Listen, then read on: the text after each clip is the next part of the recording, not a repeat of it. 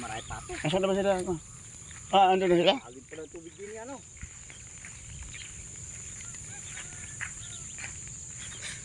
Ngoriente kami ng isda. Pang-ulam.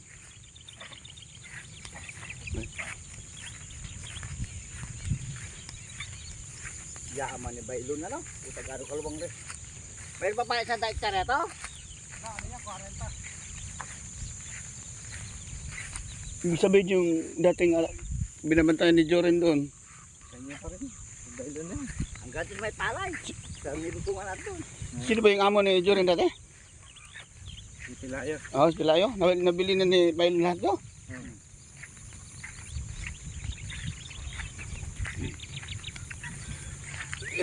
Butang na isda siguro rin yan, Parang nalalubog ba,